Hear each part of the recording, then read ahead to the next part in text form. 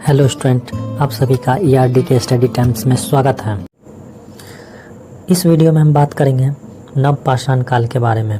इससे पहले हम लोगों ने इतिहास के बारे और पूरा पाषाण काल, मध्यपाषाण काल किसे कहते हैं, उनकी क्या विशेषताएं हैं, इनसे पहले हम चर्चा कर चुके हैं। आइए जानते हैं हम नवपाषाण काल के बारे में इस वीडियो में। नवपाषाण काल को हम नियोलिथिक एज भी कहते हैं और नवपाषाण काल का जो समय माना गया है वो लगभग आज से 10,000 वर्ष पूर्व से 4,500 वर्ष पूर्व तक का माना गया है। इस काल को हम यानी नवपाषाण काल को क्रांति का युग कहा जाता है। भारत में नवपाषाण की खोज का श्रेय सबसे पहले सर्वप्रथम 1860 ईस्वी में टोंस नदी घाटी से लैंसुरियर ने किया था।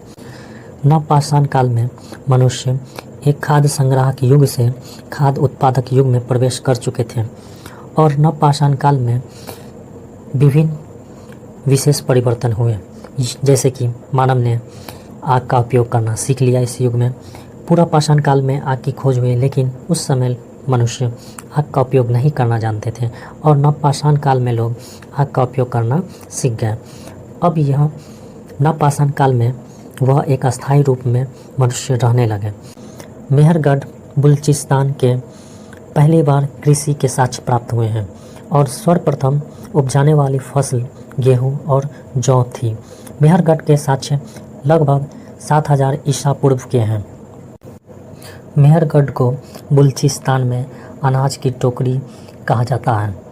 नवपाषाण काल में 5500 ईसा पूर्व अनाज का उत्पादन और पशुपालन शुरुआत बासिंदे से शुरू हुई, लेकिन 5000 ईसा पूर्व के आसपास पत्थरों और हड्डियों के औजार के मदद से कृषि और अन्य गतिविधियां फिर से शुरू हो गई। बासिंदे एक ऐसा क्षेत्र है जो कि नवपाषाण काल के लोग शुरू से ही गेहूं और जौ का उत्पादन करते थे। ये लोग शुरू में पशुपालन, पशु जैसे भेड़ बकरियां पालते थे और इन लोगों को पशुपालन से कृषि में भी काफ़ी ज़्यादा मदद मिली। अब कृषि को भी मदद मिली, जिसके कारण यह हुआ कि अनाज के उत्पादन में काफ़ी तेज़ी से वृद्धि हुई और अनाज के उत्पादन में वृद्धि के फलस्वरूप एक भंडारण भी शुरू हो गया।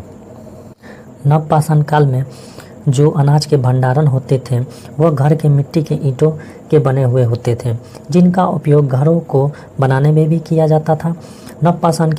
नवपाषाण काल के मिट्टी की ईंटों से बनी हुई कई कमरे की संरचनाएं मिली हैं, जो भंडार घर की तरह ही लगता है। नवपाषाण काल में लगभग 4500 के आसपास कुम्हार का चाक अस्तित्व में आया और इसके कारण तेजी से बर्तन बनना शुरू हो गया। नवपाषाण काल में लोग पत्थर के चिकनाए हुए औजार का इस्तेमाल करते थे। वे विशेष प्रकार के पत्थर के कुल्हाड़ियों का उपयोग करते थे। भारत के पहाड़ी इलाकों में बड़ी संख्या में काफ़ी ये पत्थर की कुल्हाड़ियाँ मिली हैं। बुर्ज होम जो वर्तमान में कश्मीर में है, यहाँ के लोग गड्ढे के नीचे घर बनाते थे, जिन्हें गर्तवास कहा जाता है। इनमें उतरने के लिए सीढ़ियाँ भी होती थी और इससे उन्हें ठंड के मौसम में काफ़ी सुरक्षा प्रदान होती थी। बुर्ज होम के लोग गेहूं और दलहन उत्पादन करते थे और यहाँ से कुत्ते, मवेशी, भैंस, भेड़, बकरियाँ की हड्डी के अवशेष भी मिले हैं। श्रीनगर से 42 किलोमीटर दूरी पे स्थित दक्षिण पश्चिम क्षेत्र में एक नवपाषाण काल गुरुफक्रल नामक स्थल है। यहाँ पर लोग कृषि और पशुपालन दोनों करते थे। गुरुफक्रल का अर्थ होता है कुम्हार की गुफा।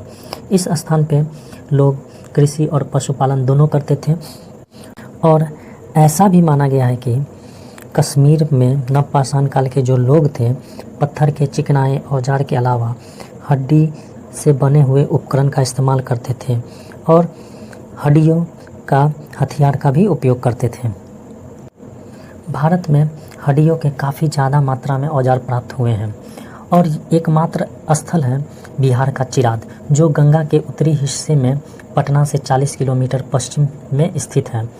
सिंह के बने हुए ये औजार नवपाषाण काल के बाद बसावट में लगभग 100 सेंटीमीटर बारिश वाले क्षेत्र में पाए गए हैं। और अगला नवपाषाण स्थल में मेघालय में गारो पहाड़ियाँ, विंध्य के उत्तरी इलाके, मिर्ज़ापुर और उत्तर प्रदेश के इलाहाबाद जिलों में कई नवपाषाण काल की बस्तियाँ मिलती हैं।